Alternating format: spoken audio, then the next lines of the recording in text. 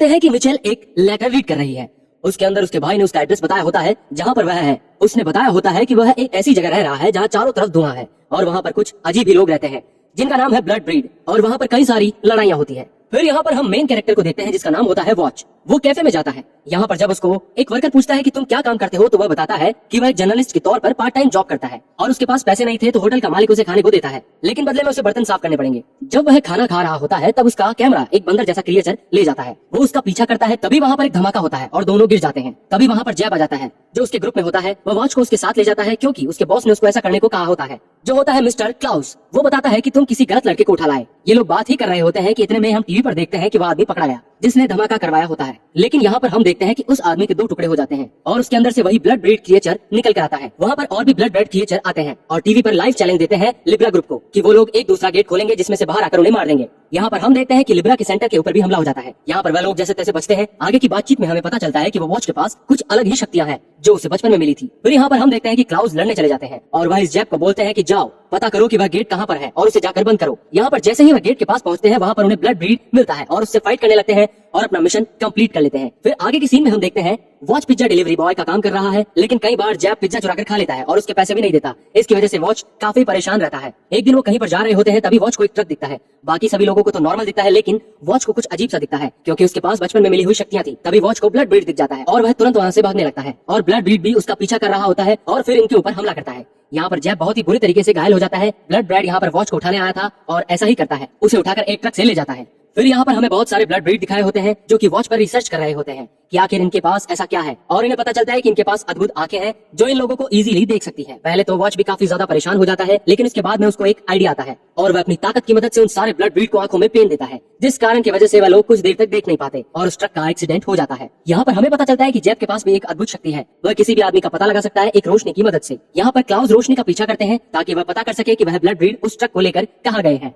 फिर थोड़ी देर बाद हम देखते हैं कि क्लाउस उस जगह पर पहुंच गए हैं जहाँ पर ब्लड ब्रीड का ट्रक है। यहाँ पर एक घमासान झगड़ा होता है जिसमें हम देखते हैं कि एक बड़ा सा ब्लड ब्रीड वॉच को घायल कर देता है और वह हॉस्पिटल में एडमिट हो जाता है। यहाँ पर वॉच जैब को थैंक यू बोलता है। 2-3 दिन के बाद वॉच डिस्चार्ज हो जाता है हॉस्पिटल से। वो फिर एक पार्क में बैठा होता है। फिर वह कहीं जाने लगता है। वह पहुंचता है कब्रिस्तान। उस कब्रिस्तान में बहुत ही ज्यादा कोहरा होता है जिसकी वजह से वहाँ पर कोई आता जाता नहीं था। वहाँ पर उसे एक लड़की मिलती है। वो उससे बातें करने लगती है और बताती है कि वह एक भूत है। यहाँ पर वॉच को उसकी बात का यकीन नहीं था, इसलिए वह अपने कैमरे में उसकी फोटो खींचता है और देखता है कि उसमें तो वो लड़की आ गई थी और फिर उस लड़की को छेड़ाता है कि देखो तुम्हारी तो फोटो आ गई, तो तुम भूत कैसे हुई। यहाँ पर वह लड़की उसे कुछ जवाब नहीं देती और आगे की बातचीत में बताती है कि उसका नाम व्हाइट है। फिर हम अगली सुबह का सीन देखते हैं जहाँ पर वॉच के घर पे बहुत बड़ा धमाका हो जाता है, जिसकी वजह से उसका मकान मालिक उससे कहता है कि तुम अब यहाँ नहीं रह सकते। फिर यहाँ पर वह पहुंच जाता है लिब्रा के पास। वह काफी परेशान होता है और उन लोगों को बताता है कि उसके घर के ऊपर हमला हो गया, अब उसके पास रहने का कोई ठिकाना नहीं है, तो कुछ जुगाड़ करो। उसकी बात को कोई सीरियसली नहीं लेता। तभी यहाँ पर जैब आ जाता है। उसे काफी चोट लगी हुई थी, तो टीम के सभी लोग उससे पूछते हैं कि आखिर तुम्हें हुआ क्या है। तो वह बताता है कि उसके ऊपर एक आदमी ने हमला किया। जब उसने वापस से हमला करने की कोशिश की तब वह उसे मार नहीं पाया और वह आदमी से और भी ज्यादा मार कर चला गया। फिर यहाँ पर वह आगे बताता है कि एक स्पेशल ड्रग आ रही है जिसका अगर कोई नॉर्मल ह्यूमन भी इस्तेमाल करता है तो उसकी फ्रेंड एक ब्लड ब्रीड जितनी हो जाएगी। यहाँ पर एक और जिसका नाम चैन होता है, उसे हम देखते हैं। वह यहाँ पर आ जाती है और उन लोगों को एक वीडियो दिखाती है। इस वीडियो को देखने के बाद पता चलता है कि वहाँ पर किसी चीज की स्मगलिंग चल रही है और आगे पता चलता है कि यह वही ड्रग है जिसकी अभी ये लोग बात कर रहे थे। यहाँ पर उनका अगला टास्क होता है उस ड्रग की स्मगलिंग को रोकना। यहाँ पर जो क्लाउस होता है वो मिलने जाता है के नाम की एक लड़की से। वे दोनों कुछ बातें करते हैं और फिर वे लोग कहीं पर निकल जाते हैं। आगे हमें पता चलता है कि उस गेट के पास जा रहे हैं जिसके बाद वह ब्लड ब्रीड कर रहा था। उस गेट के पास पहुंचते ही उन्हें दो आदमी मिलते हैं जिसमें से एक चेस मास्टर होता है। यहाँ पर वह लोग भी अंदर जाने के लिए आए होते हैं। यहाँ पर क्लाउस पहले उन्हें रोकता है, लेकिन फिर वो लोग उसकी नहीं सुनते और वह चारों लोग पहुंच जाते हैं उस गेट के अंदर। गेट के अंदर जाने के बाद लोग डॉन से मिलते हैं। यहाँ पर डॉन कहता है कि मैं तुम्हारी डिमांड पूरी करूंगा, लेकिन मेरी एक छोटी सी शर्त है। तुम सभी को मेरे साथ 9-9 घंटे के लिए चेस का गेम खेलना पड़ेगा। अगर तुम ऐसा नहीं कर पाते हो तो मैं तुम्हारी डिमांड पूरी नहीं करूंगा। यहाँ पर जो सबसे पहले गेम खेलने जाता है वो होता है वही मास्टर चेस प्लेयर। गेम खेलते हुए डॉन से बताता है कि अगर मैं गेम खत्म कर लेता हूँ तो तुम्हें क्लाउस को मारना होगा, क्योंकि अगर उसे पता चल गया कि मैं तुमसे मिलने आया था तो मेरे लिए बहुत ही मुसीबत खड़ी हो जाएगी। यहाँ पर वह डॉन कहता है कि तुम्हारी इच्छा मैं पूरी कर दूंगा, लेकिन उसके लिए मेरे साथ 10 घंटे गेम खेलना पड़ेगा। और वह आगे कहता है कि अगर मैं इस गेम में जीत गया तो मैं तुम्हें मार दूंगा। उस प्लेयर को अपने आप पर ज्यादा ही कॉन्फिडेंस था, तो वह हाँ बोल देता है और फिर गेम शुरू होता है और ये गेम काफी लंबा चलता है, लेकिन आखिर में वह चेस प्लेयर हार जाता है और अब यहाँ पर शर्त के मुताबिक वह दोनों से मार देगा। लेकिन तभी वहाँ पर क्लाउस आ जाता है। वह कहता है कि अगर मैं तुम्हें हरा दूंगा तो तुम्हें इसकी जान छोड़नी पड़ेगी। तो यहाँ पर क्लाउस मान जाता है और फिर वो लोग गेम खेलने लगते हैं। यहाँ पर क्लाउस कहता है कि तुम उसकी जान बचाना चाहते हो तो ठीक है, लेकिन तुम्हारी रियल डिमांड क्या है वह तुम मुझे बताओ। तो यहाँ पर क्लाउस उससे कहता है कि मैं उन सारे स्मगलर के बारे में जानना चाहता हूँ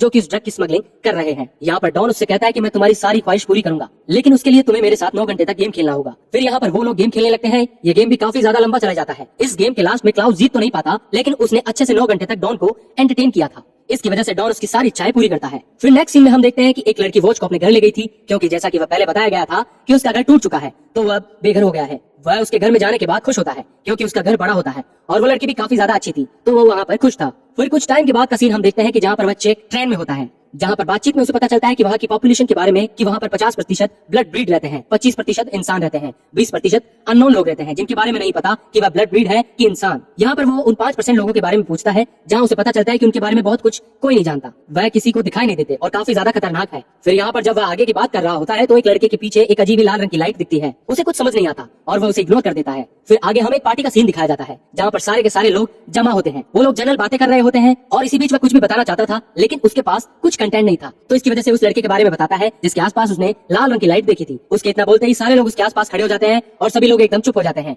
कि वो लोग उसे बताते हैं कि जो तुमने देखा वो एक वैम्पायर था, और वो कहते हैं कि आप उन्हें लकी को बुलाना होगा। यहाँ पर हमें लकी के बारे में पता चलता है कि वह एक बहुत ही बड़ा वैम्पायर हंटर है। फिर यहाँ पर जैप और वॉच आज उस वैम्पायर हंटर को लेने जाते हैं। वहाँ पर उनका एक्सीडेंट होता है जिसमें से उन दोनों को चोट लगती है, लेकिन वैम्पायर हंटर लकी को घंटा फर्क नहीं पड़ता, वो उन दोनों को उठाता है और उन्हें एक ग्रुप के पास ले जाता है। यहाँ पर हमें लकी के बारे में पता चलता है कि लकी की कुछ अलग प्रकार की पावर है। उसे तो कभी चोट नहीं लगेगी, लेकिन हो सकता है कि उसके आसपास जो भी हो उसको भयंकर चोट लग सकती है और हो सकता है कि उसकी मौत भी हो जाए।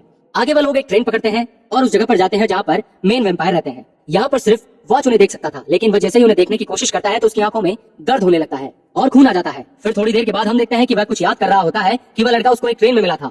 उसने उसको बताया था कि वह उससे पहले से जानता है। वो अपना दिमाग लगाता है और पहुंच जाता है कब्रिस्तान और व्हाइट को अपने घर ले आता है। आगे हम देखते हैं कि जैप और वॉच कहीं पर जा रहे होते हैं और उनके ऊपर एक बड़ी मशीन के द्वारा हमला हो जाता है, जिसमें से उसे अलीगुरा नाम की एक लड़की बचा लेती है। फिर आगे हम देखते हैं कि वॉच को उसका मंकी ईयरफोन लाकर देता है, जिससे वह उसके टीम मेंबर से बात करता है। उसके टीम मेंबर उसे बताते हैं कि उसे एक मशीन की डायरेक्शन बदलनी होगी और फिर वह ऐसा ही करता है। आगे हम देखते हैं कि सारे के सारे लोग काफी अच्छा कोऑर्डिनेशन दिखाते हैं और बहुत मेहनत के बाद उस मशीन के चिथड़े उड़ा देते हैं। फिर यहाँ पर हम देखते हैं कि वह पहुंच जाता है व्हाइट के पास और उससे कहता है कि क्या तुम मेरे साथ मूवी देखने चलोगी। वे लोग शाम को एक ओपन थिएटर में मूवी देख रहे होते हैं। वह मूवी कॉमेडी थी, लेकिन वह लड़की बिना बात के पता नहीं क्यों रो रही थी। आगे थोड़ी देर बाद हमें पता चलता है कि उसकी रोने की वजह यह थी कि उसे अपने पुराने घर का सीन याद आ जाता है। इसकी वजह से वह काफी ज्यादा दुखी हो जाती है।